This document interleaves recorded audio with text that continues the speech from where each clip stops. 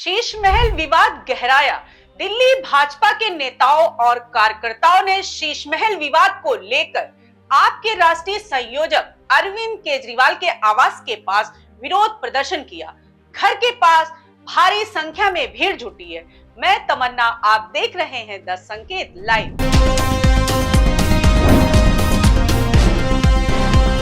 पूरा मुद्दा अब आप समझ गए ना, पूरा केस क्या है।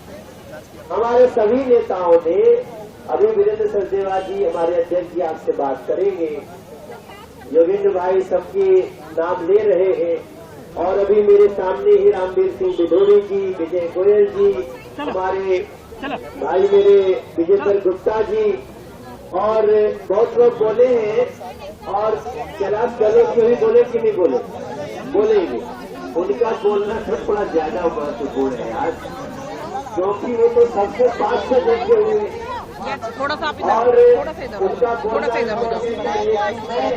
दिल्ली भाजपा के नेताओं और कार्यकर्ताओं ने शीश महल विवाद को लेकर आपके राष्ट्रीय संयोजक अरविंद केजरीवाल के आवास के पास विरोध प्रदर्शन किया। घर के पास भारी संख्या में भीड़ जुटी है।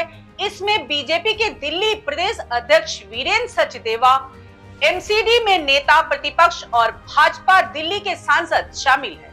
बीजेपी ने केजरीवाल पर मुख्यमंत्री आवास पर करोड़ों रुपए खर्च करने का आरोप लगाया था। इस सीएम आवास को ही केजरीवाल शीश महल कहती है। एक बार फिर यह मुद्दा गर्मा गया है। बीजेपी अध्यक्ष वीरेंद्र सचदेवा ने अरविंद केजरीवाल पर जमकर निशाना साधा और कहा कि ये राजतंत्र की मानसिकता वाला अरविंद केजरीवाल, जिसको अय्याशी और ऐशो आराम की आदत पड़ चुकी है, अब 100 रुपए की चप्पल और 2 रुपए के पेन से तेरी कहानी नहीं लिखी जाएगी।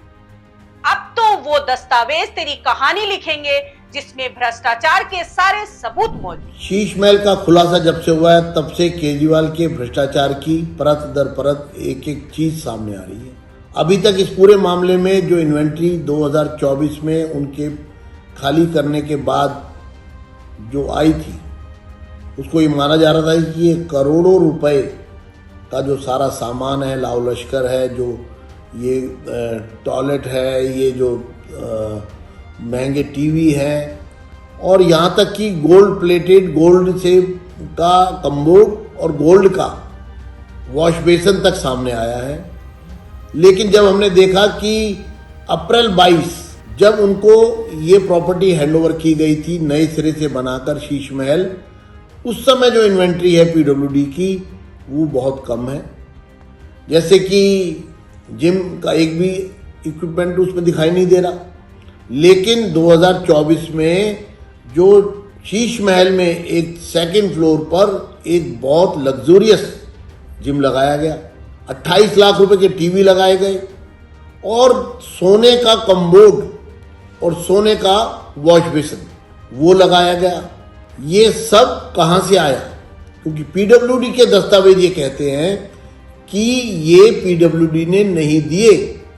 तो फिर 22 से 24 के बीच में जब केजरीवाल जी वहां रह रहे थे तो वहां कौन लोग उनके उस शीश महल को, राजमहल को सजाने संवारने के लिए करोड़ों रुपया खर्च कर रहे थे? उनको उसके बदले में क्या फायदा दिया गया? उन्होंने ये पैसा वहां क्यों खर्चा? वो लोग कौन थे जिन्होंने वो पैसा खर्चा? ये जो लग्जूरियस पूरा उसको एक राजमहल को एक शानो शौकत से उसको भर दिया गया। ये पूरा मामला प्रकाश में आने के बाद ये साफ है कि अब इस पूरे मामले की गुत्थी सुलझ रही है कि जो शराब घोटाले में जो रिश्वत ली गई उससे शीश महल में बहुत सारी चीज़ें, महंगी महंगी चीज़ें लगाई गई, क्योंकि पीडब्ल्यूडी की इन्वेंट्री और जो इन्वेंट्री जब उन्होंने वैकेट किया उसमें जो इन्वेंट्रीज बढ़ी, यानी अप्रैल 2022 के बाद पीडब्ल्यूडी कहता है कि अप्रैल 2022 के बाद उन्होंने इस शीश महल में कोई आइटम सप्लाई नहीं की। लेकिन 22 से 24 के दौरान जब वो रह रहे थे केजरीवाल जी, तब जो उसके अंदर सजावट की गई, जो महंगे महंगे टीवी सेट लगाए गए, जो सोने का कम्बोर्ड और सोने की वॉश बेसिन लगाया गया, वो सब कहाँ से आया? कौन लोग लगवा रहे थे? बदले में उनको क्या फायदा दिया गया? इस पूरे मामले पर आज मैंने उपराज्यपाल दिल्ली श्री वी.के. सक्सेना जी को पत्र लिखकर मांग की है कि इन सब चीज़ों की इन्वेस्टिगेशन होनी चाहिए और वो एजेंसी सामने आनी चाहिए, वो लोग सामने आने चाहिए जो शीश महल पर करोड़ों रुपए का खर्चा कर रहे थे। आपको बता दें कि भाजपा नेता कैलाश गहलोत ने कहा कि हम यहाँ शीश महल मुद्दे पर विरोध जताने आए हैं। जब मैं अरविंद केजरीवाल को पत्र लिखा था तो मैंने साफ साफ लिखा था कि शीश महल को लेकर जो विवाद खड़ा किया गया है वह वाकई दुर्भाग्यपूर्ण है। यह उनके मूल सिद्धांतों से समझौता करने का उदाहरण है। उन्होंने आगे कहा कि मुझे लगता है कि इस बार दिल्ली में भाजपा की सरकार बनेगी।